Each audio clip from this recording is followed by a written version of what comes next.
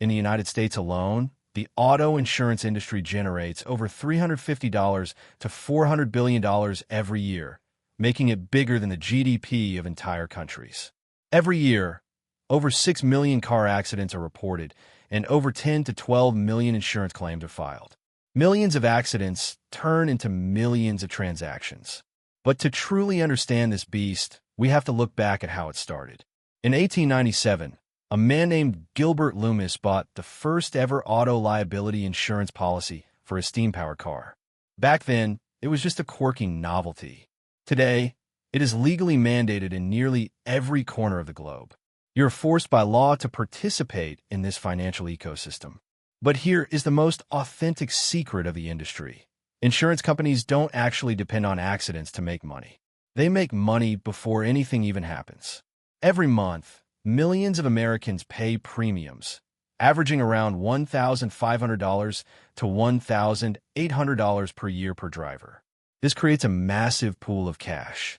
In the financial world, this is called the float. Before paying out a single claim, insurers take your premium money and invest it in stocks, bonds, and real estate. This is the exact secret weapon that made Warren Buffett one of the richest men on earth. He acquired Geico precisely to get his hands on its float. By holding on to billions of dollars of your money for months or years before a claim is ever made, these companies act like massive investment banks.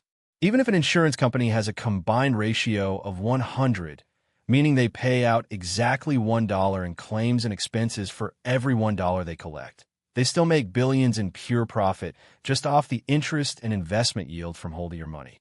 Insurance is not guesswork.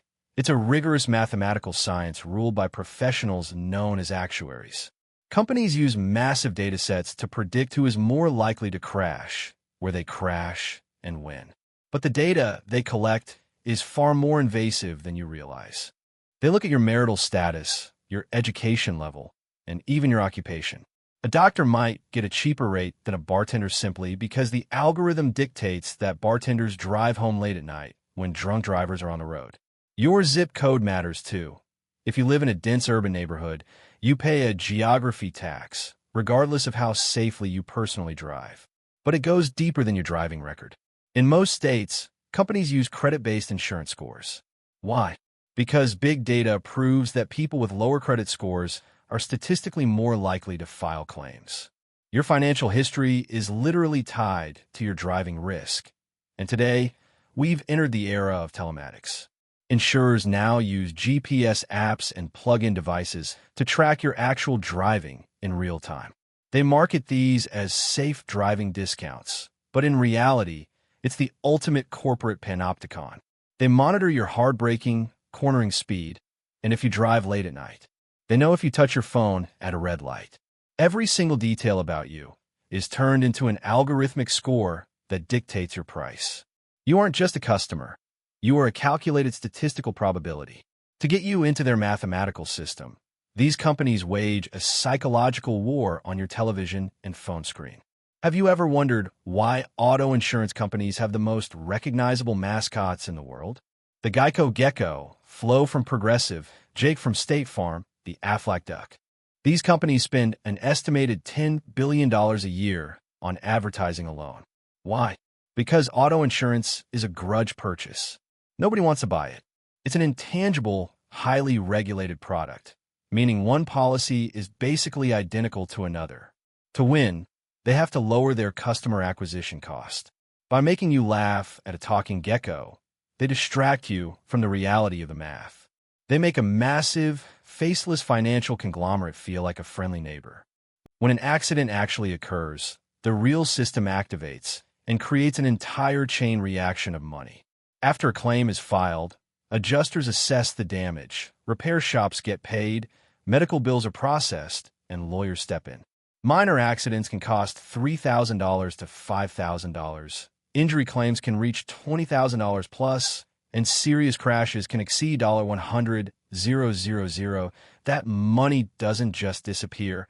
It gets distributed across an entire hidden ecosystem. Through direct repair programs, insurers partner with specific auto shops, controlling labor rates and parts. Tow truck companies, rental services, medical providers, and legal firms all survive on these payouts. But what happens when a car is too damaged to fix? This introduces us to the total loss economy. If a repair costs more than roughly 70% of the car's actual cash value, the insurer declares it totaled. They cut you a check, but they keep the broken car. They then ship it to massive salvage auction yards like Copart, where a global network of buyers bids on the wreck. The insurer makes back a huge chunk of their payout by selling the scrap metal and usable parts overseas. This makes the insurance industry not just a safety system, but a massive financial engine that fuels entire sectors of the economy. But what happens if a massive natural disaster hits? Like a hurricane that destroys 100,000 cars in a single day. Wouldn't that bankrupt the insurance company? No, because insurance companies have their own insurance. It's a multi-billion-dollar shadow industry called reinsurance.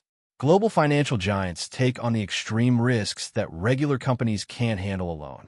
They even sell catastrophe bonds, cat bonds, to Wall Street investors, literally offloading the risk of earthquakes and floods to the stock market.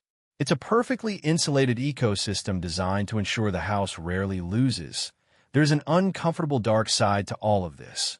Not every accident is real. Insurance fraud is a massive problem in the U.S., costing the industry an astonishing $80 billion every single year.